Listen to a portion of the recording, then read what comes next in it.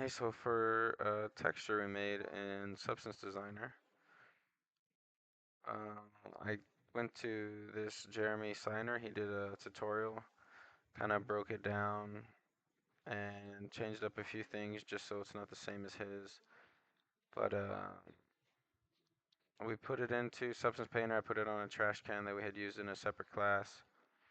When you, oh, I guess we'll go to the body of the trash can just so we can see it a little better.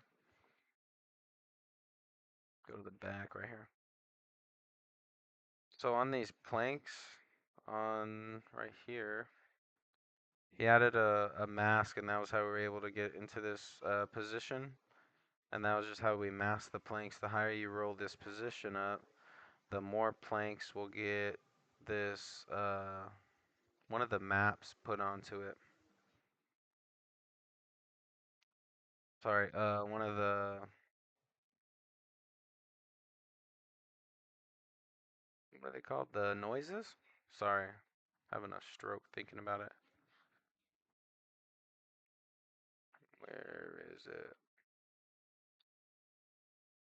Yeah, so earlier, I guess I should probably explain what's actually trying to get affected right now. Um, this noise got toned down, added into a directional warp, along with this noise. So this noise is what's getting fed into the this tile right here. So as it comes in through here, comes into this one. It's a little blends along with some dirt, but it gets blended in into this tile, and that's where we get fed into our little tile sampler, and that was which ones were to be able to selected. From there, we gave it into little planks, and then from that, we're able to separate it to go up and down. But these little planks are actually getting added through those noises, and so if you didn't like the the flat look of all of them the same, there's like, just like little sections you can start piecing off into like different versions of the material. And then if you wanted it to be the roughness map, I tied to a finish. So if you wanted it to be like a shiny finish, you can turn it more towards the dark. And if you wanted it to be like a rougher, just no varnish or anything on it, you just turn it up. And then for the intensity, I don't know why I put it as intensity. It was more of the position of it. But this is where you actually start. Zero, it was with the planks all kind of like lined up. All the seams get lined up, so it wasn't really like real natural wood planks. And then as you bring this slider up, they start getting offset, just like how it was if it was like more natural wood. And then for the designer file, this tile sampler made them in little circles on a grid pattern. Just offset them a little bit to this random organization.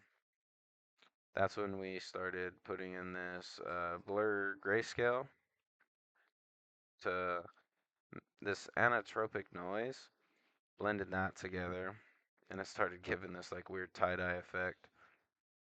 Took that into another histogram scan, which is like a levels just to bring it down to exactly where we wanted it. And then this is just for a mask, sorry.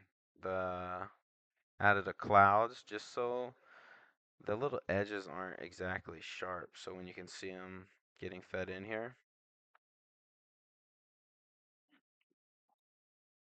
took that into a little levels histogram scan, took it into a directional warp, turned it down to 0, just like straight up and down.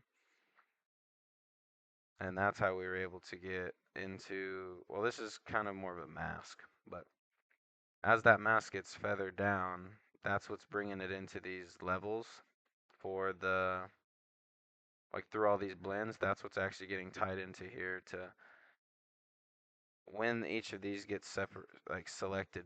I know it says position, but it's more of the masking of the planks. When they get selected, a lot of those masks get removed, And then when you bring it up, the masks get added on to it. I guess it's either way. They get removed or added, how you ever remove the slider. This one is just the color that we got selected through.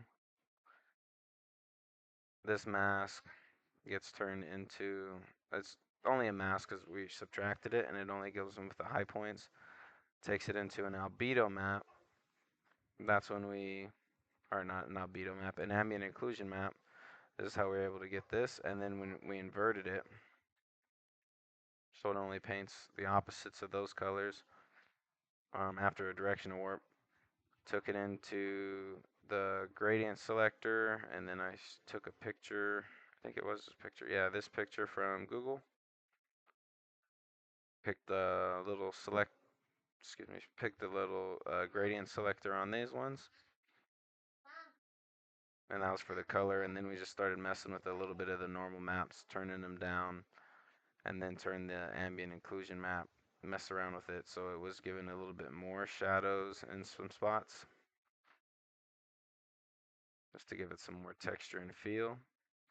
And then I threw it on that old garbage can that we did before. Pretty cool. Thank you.